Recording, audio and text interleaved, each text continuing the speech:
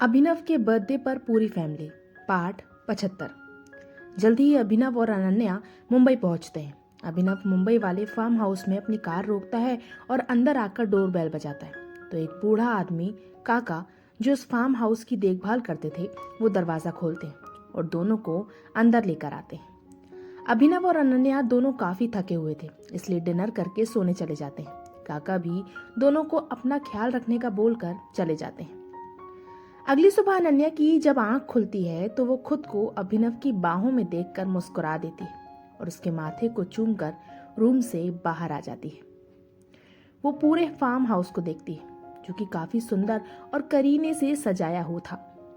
Ananya hall में आती है तो देखती है कि वहां कोई नहीं था और पूरा फार्म हाउस खाली था। घूमते घूमते अनन्या बाहर गार्डन में आती है तो हैरान रह जाती है।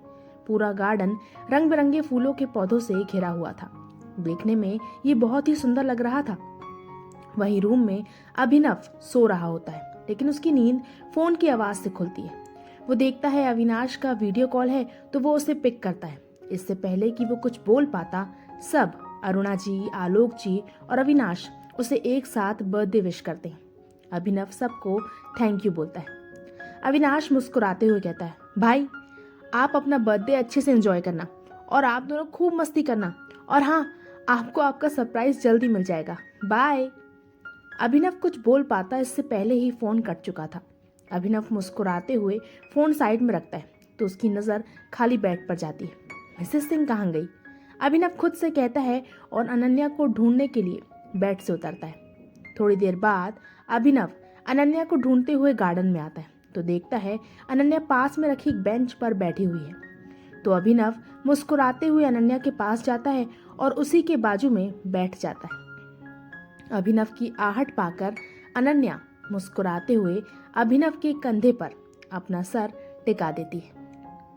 कितना सुंदर है ना ये गार्डन, अनन्या कहती है तो अभिनव मुस्कुराते हुए कहता है पर एक चीज और है जो शायद तुमने अभी तक नहीं देखा होगा। क्या? अनन्या असमंजस में पूछती है तो अनन्या की बात सुनकर अभिनव मुस्कुराते हुए अनन्या को उठाता है और फार्म हाउस के पीछे वाले गार्डन में ले जाता है। अनन्या जब वहां देखती है तो खुश हो जाती है। गार्डन के पिछले भाग में एक बहुत ही प्यारा स्विमिंग पूल था जो चारों तरफ से खूबसूरत फूलों के पौधों से घिरा हुआ था। अनन्या खुश होते हुए कहती है, वाह मिस्टर सिंह, ये तो बहुत ही खूबसूरत है। मैं तो यहाँ आई ही नहीं थी, इसीलिए तो तुम्हें यहाँ लेकर आया हूँ मिसेस सिंह। अभिनव मुस्कुराते हुए कहता है। थोड़ी देर दोनों वहीं बैठते हैं। फिर अभिनव को अपनी मीटिंग के लिए जाना था तो वो निकल जाता है। वहीं अनन्या अभिनव के जाने के बाद फ्रेश होने के लिए अपने कपड़े निकालती है तो हैरान रह जाती है। उसके बैग में एक भी साड़ी नहीं थी, बस नाइटी और शॉर्ट ड्रेसेस थी। अनन्या ये देखकर बहुत गुस्सा होती है और अवनी को कॉल करती है। फोन पे खोने पर अवनी के बोलने से पहले ही अनन्या गुस्से से कहती है, अनी ये सब क्या है? तुमने मेरे बैग में एक भी साड़ी पैक नहीं की बल्कि नाइटी और ये ड्रेसेस पैक किए हैं। अब मैं हॉस्पिटल क्या पहनकर जाऊं? अवनी कुछ बोलती उससे पहले ही अपूर्वा जो अवनी के साथ ही थी वो उससे फोन लेकर कहती है, रिलैक्स ब्यूटीफुल। अपूर्वा की आवाज सुनकर अनन्या हैरान होकर पूछती है, अपूर्वा तुम? पर मैंने तो अनी को कॉल किया था। अपूर्वा मुस्कुराते हुए कहती है, हाँ मैं अनी के पास ही हूँ इसीलिए। और रही बात कपड़ों की तो ये सब हमारा प्लान था।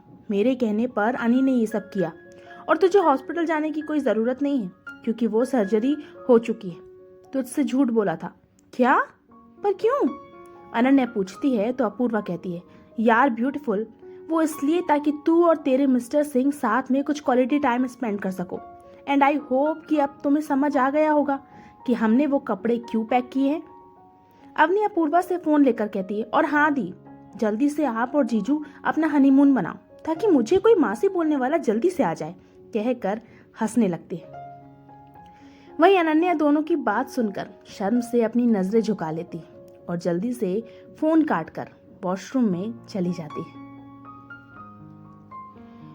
वहीं अभिनव जब मीटिंग की प्लेस पर पहुंचता है तो उसे पता चलता है कि आज कोई मीटिंग नहीं है तो श्योर करने के लिए अविनाश को कॉल करता है। तो उसे पता चलता है कि पूरी फैमिली ने मिलकर उसके लिए ये सरप्राइज प्लान किया था ताकि अनन्या और वो साथ में कुछ समय बिता सके। शादी नजदीक आ रही थी, इसलिए कहीं दूर नहीं भेजा, बस मुंबई की ट्रिप प्लान करी। क्योंकि सब जानते थे अभिनव कहीं और जाने के लिए मना कर देगा, इसलिए इस तरह उसे और अनन्या को मुंबई भेजा गया। अभिनव मुस्कुराते हुए वापस फार्म हाउस के लिए निकल जाता है। वहीं अनन्या काफी देर परेशान होती है। उसे समझ नहीं आता कि वो अभिनव के बर्थडे को स्पेशल कैसे बनाए। थोड़ी देर बाद वो नीचे आती है तो उसे याद आता है कि स्टोर रूम में ऐसी बहुत सी चीजें हैं जो उसके काम आ सकती हैं। तो फिर क्या था, अनन्या लग जाती है अभिनव के बर्थडे को स्पेशल बनाने में। लगभग शाम हो चुकी थी। अभिनव जब वापस फार्म हाउस आता है तो उसे पूरा फार्म हाउस अंधेरे में डूबा नजर आता है। किसी अनहोनी के डर से अभिनव जल्दी से अंदर जाता है और अनन्या को आवाज लगाकर ढूंढने लगता है, पर उसे ना ही अनन्या की कोई आवाज आती है और ना ही अनन्या नजर आती है। कुछ सोचकर अभिनव फार्म हाउस के पीछे वाले गार्डन में जाता है और जैसे ही वो वहां पहुंचता है पूरे फार्म हाउस में लाइट आ जाती है। अभिनव सामने देखता है तो हैरान रह जाता है और पर फिर मुस्कुराने लगता है क्रमशः। तो क्या होगा आगे? आखिर ऐसा क्या देख लिया अभिनव ने जो मुस्कुरा रहा है? आखिर अनन्या अपने मिस्टर सिंह का बर्थडे किस तरह से स्पेशल बनाएगी? जानने के लिए पढ़ते रहिए दरमियाँ। और अगर आप लोगों को मेरी स्टोरी पसंद आ रही है तो प्लीज़ मुझे सब्सक्राइब कीजिए, वीडियो को लाइक कीजिए, शेयर कीजिए और कमेंट करना भूलिएगा मत। Bye bye.